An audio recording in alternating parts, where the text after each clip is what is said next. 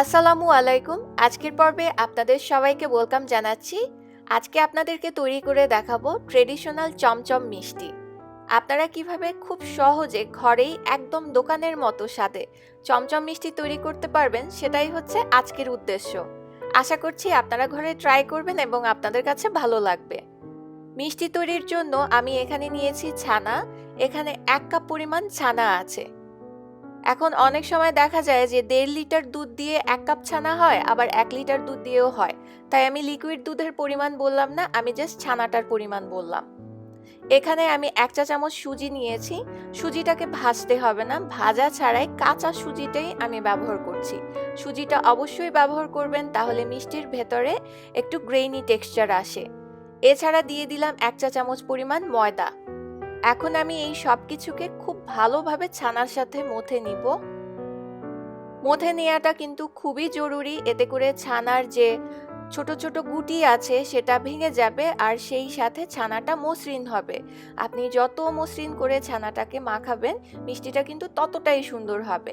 আমি প্রায় 7-8 মিনিটের মতো মেখেছি এবং দেখেন এটা কিন্তু মসৃণ হয়ে গেছে, সেই সাথে কিন্তু বাটিতে লেগে যাচ্ছে না, সুন্দর করে উঠে আসছে। তার মানে ছানাটা এখন রেডি মিষ্টি তৈরির জন্য। এবার আমি ছোট ছোট টুকরো করে নিচ্ছি। আপনারা প্রায় 8 থেকে 9টা মিষ্টি এই ছানা দিয়ে তৈরি করতে পারবেন। চমচমের শেপ কিভাবে করতে হয় নিশ্চয়ই সবাই জানেন যে এটা একটু লম্বাটে টাইপ থাকে, তাই প্রথমে আমি গোল করে তারপরে লম্বাটে করে নিয়েছি। আর চেষ্টা করবেন যেন কোনো ফাটল না থাকে এই ছানার যে মিষ্টিটা এখন তৈরি করলাম সেটাতে। এবার চলে যাচ্ছি শিরাটা তৈরি করতে। শিরার জন্য আমি নিয়ে নিচ্ছি 4 কাপ পরিমাণ পানি। এছাড়া লাগবে এলাচ। এলাচটা একদমই অপশনাল, অনেকে মিষ্টিতে এলাচ দেয়, অনেকে দেয় না। আমি মোস্ট অফ দ্য টাইমই দিই, আমার ভালো লাগে, আপনি চাইলে বাদ দিতে পারেন। আর নিয়ে নিচ্ছি আমি 2 কাপ পরিমাণ চিনি। চিনি কিন্তু কম দিতে যাবেন না, চিনি কম দিলে কিন্তু মিষ্টির কালার আসবে না, স্বাদও কিন্তু ভালো হবে না। অবশ্যই 2 কাপই দিতে হবে।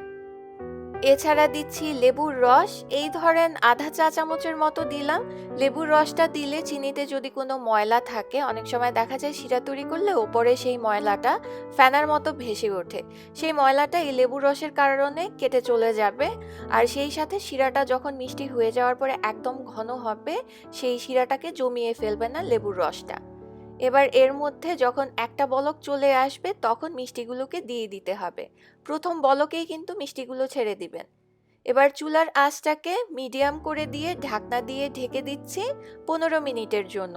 এই 15 মিনিটে ঢাকনা খোলা যাবে না, আর চুলার আঁচটাও কমাতে যাবেন না। ঠিক 15 মিনিট পরে আমি ঢাকনা খুলে দেখাচ্ছি, দেখেন মিষ্টিগুলো কিন্তু ফুলে উঠেছে। এবার আলতো হাতে উল্টে দিতে হবে। খুবই আস্তে করবেন, কারণ এই পর্যায়ে মিষ্টিগুলো কিন্তু বেশ নরম থাকে।